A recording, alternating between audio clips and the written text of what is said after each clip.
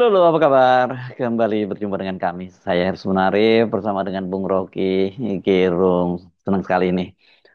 Kemarin sempat break kita ya. Sekarang kembali bersama Bung Rocky. Bung Rocky seperti sudah kita duga, kendati Badan Reserse Kriminal Mabes Polri menyatakan ijazah Jokowi itu asli, tapi kalau kita amati opini publik, ternyata tidak meredakan pertanyaan publik, bahkan kecurigaan publik tentang keaslian ijazah itu.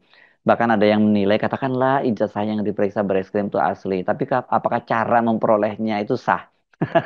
Repot ini kalau sudah begini. Ya, saya kira tahap sekarang dari kasus ijazah Jokowi itu bukan lagi soal pembuktian hukum, karena masalah ijazah ini udah 2 tahun udah ada korban, dan orang menganggap bahwa ya seandainya pun kasus ini dihentikan karena dianggap bahwa barang yang dipersoalkan itu tidak memenuhi unsur untuk dinyatakan sebagai barang, artinya ijazah itu untuk dinyatakan sebagai palsu, maka tidak ada delik. Tapi masalah yang lebih dari itu adalah soal apakah sah kepemilikan dari barang yang asli itu, kan itu intinya tuh. Jadi bukan barangnya yang sekarang dipersoalkan, tetapi kepemilikan barang itu.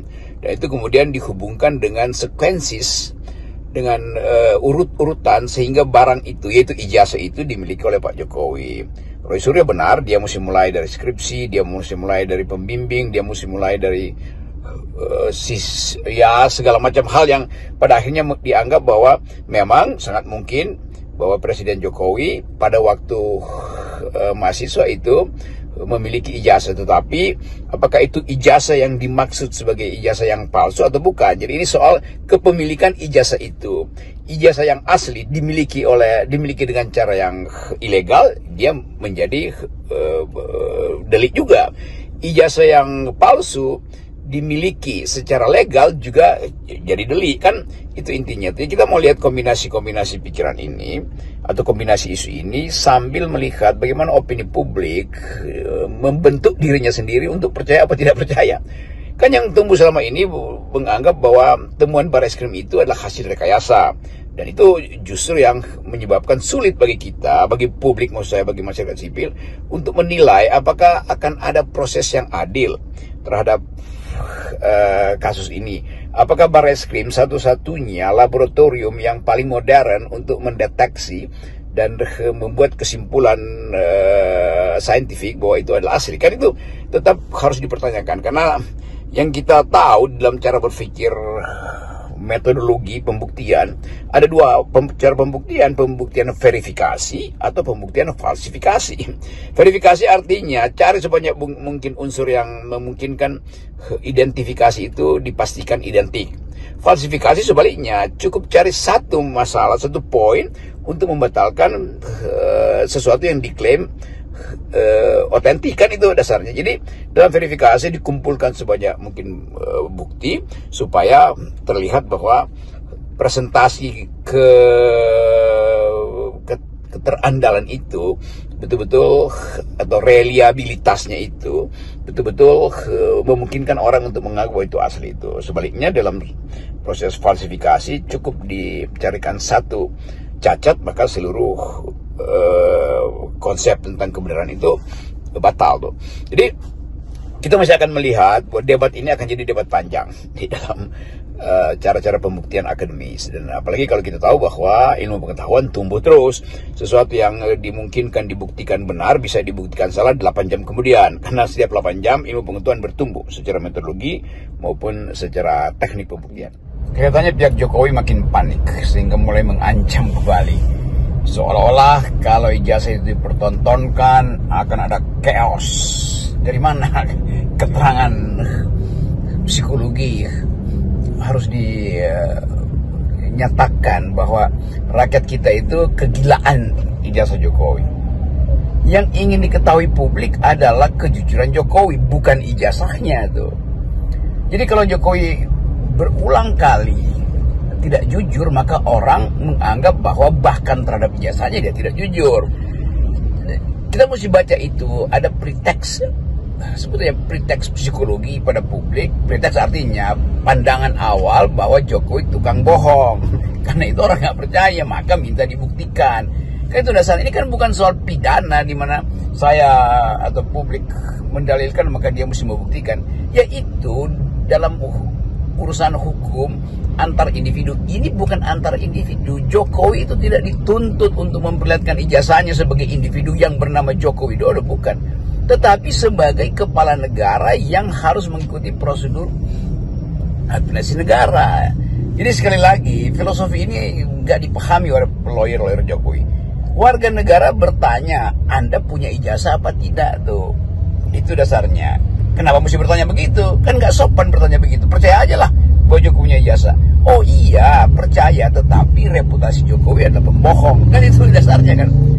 Anda menjanjikan 11.000 triliun di kantong. Anda menjanjikan macam-macam ekonomi bertumbuh 10%. Anda menjanjikan akan ada 20 juta lapangan kerja. Anda menjanjikan akan ada mobil SMK segala macam. Itu tidak terjadi. Oleh karena itu terbentuk persepsi publik namanya preteks bahwa Jokowi pembohong. Maka apapun yang didalilkan Jokowi justru dianggap bohong. Jadi jangan dibalik bahwa yang didalilkan oleh warga negara itu harus dibuktikan oleh warga negara. Justru sebaliknya yang terjadi sekarang, bahwa Jokowi mendalilkan berbagai hal dan ternyata tidak bisa dia buktikan, termasuk dalil dia terhadap keaslian ijazahnya.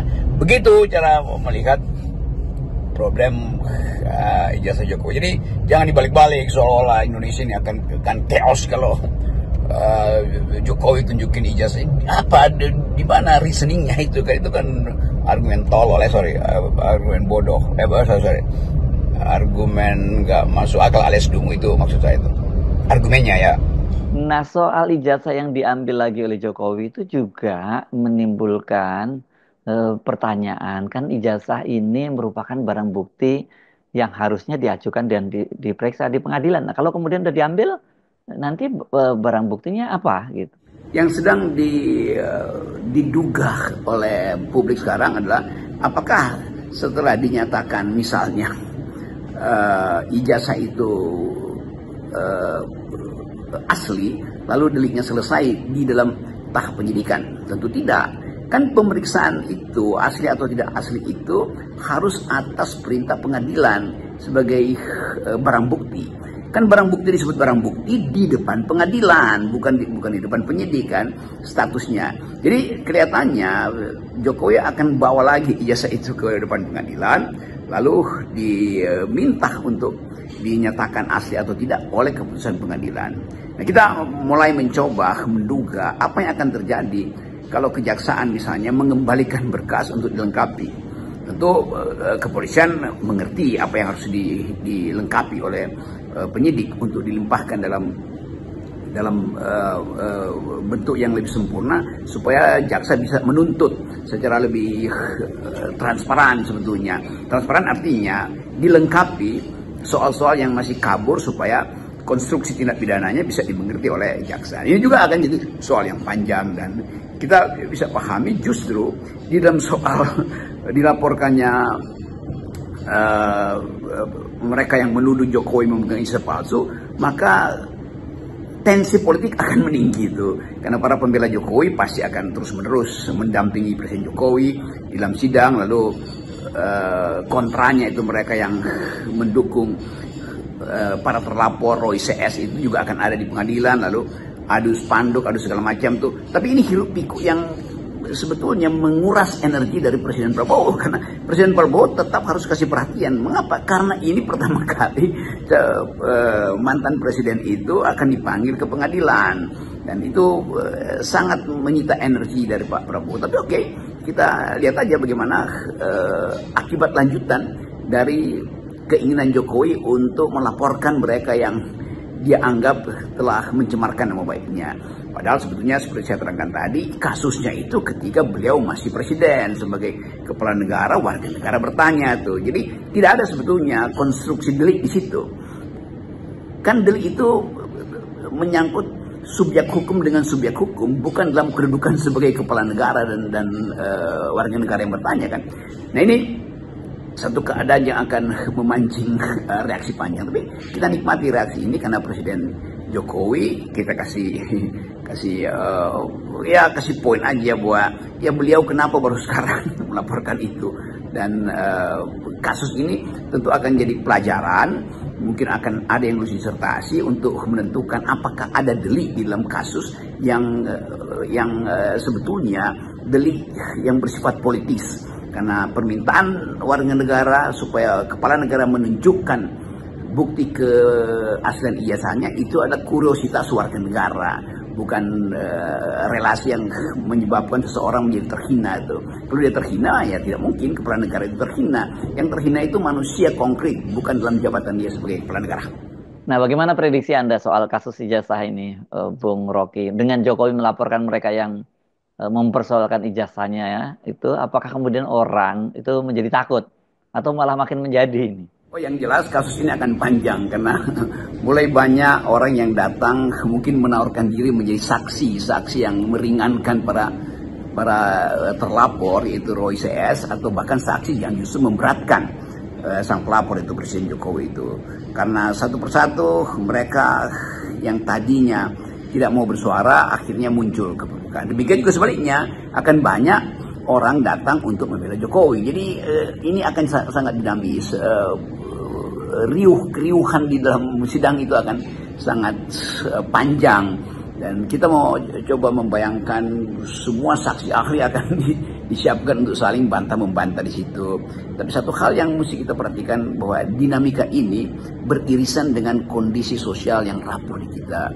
Itu yang kita mungkin bisa bayangkan kalau keributan ini kan keributan yang tidak mungkin lagi ada win-win solution, karena Presiden Jokowi mengambil langkah hukum, artinya dia harus ikuti prosedur, akan dihadirkan di ruang sidang, lalu sorak-sorai penonton di luar ruang sidang, netizen misalnya akan memenuhi semua platform sosial, dan meme akan lagi bertebaran, lalu satire juga akan diproduksi. Itu konsekuensinya.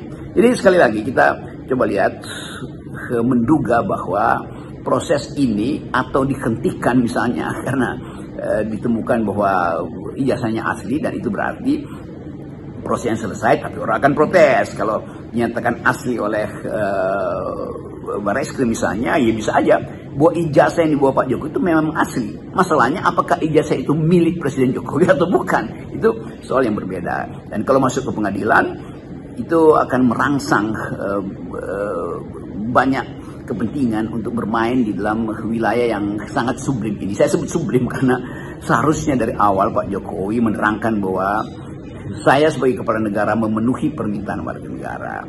Yang berkali-kali saya terangkan bahwa kepala negara yang menunda kejujurannya itu artinya dia tidak paham bahwa impactnya akan panjang, dan impact itu sudah terjadi. Beberapa teman udah dipenjarakan, ada yang udah keluar, tapi isu ini tetap berlanjut. Nah, tempelan isu ini yang lebih berbahaya lagi. Jadi akan ada isu lanjutan, bukan sekedar tentang ijazah, tapi tentang keaslian keputusan, saya sebut aja keaslian keputusan dari Mahkamah Konstitusi yang meloloskan Gibran. Apakah keputusan itu asli keputusan hukum atau itu keputusan politik? Kalau dia keputusan politik, berarti ada yang mendikte. Pada waktu itu Ketua Mahkamah Konstitusi, siapa yang bisa mendikte? Ya cuman kekuasaan tertinggi yang mampu mendikte, ya Presiden Jokowi. Jadi akan banyak ada mungkin penggugat intervensi dalam maksud yang lebih negatif, karena menggugat untuk menambahkan poin nebeng di dalam kasus ini, atau tergugat intervensi, kan kalaupun istilah itu ada. Jadi sekali lagi banyak faktor yang akan masuk dalam ruang sidang dan berkembang menjadi isu politik, dan semua isu politik selalu harus dibayangkan sebagai isu yang akan terbakar, karena bersamaan dengan isu keaslian Pak Jokowi ini ada isu pemakzulan wakil presiden. Ada isu ekonomi tentang keadilan sosial, buruh, PHK, mungkin dalam 2-3 bulan ini udah 100.000 yang di PHK. Jadi gegap gempita di ruang sidang pengadilan isu ijazah Jokowi ini akan crossfire dengan isu-isu ekonomi yang di bulan Juni nanti itu akan merebak, karena yang di PHK 2-3 bulan lalu sampai sekarang belum dapat kerjaan, maka keresahan sosial muncul tuh. Demikian juga bulan Juni jatuh tempo bayar bunga utang 800 triliun, itu juga akan jadi problem besar. Dan kita tahu bahwa semua hal yang hendak dipikirkan secara komprehensif oleh Pak Prabowo untuk memulai satu era ekonomi baru itu akan terganggu oleh dinamika politik selama pemerintahan Presiden Jokowi. Tapi oke, itu adalah konsekuensi dan kita coba tuntun supaya negeri ini betul-betul bisa tumbuh kembali dengan harapan baru bahwa keadilan itu tidak boleh dipermainkan. Salam akal sehat. Salam akal sehat.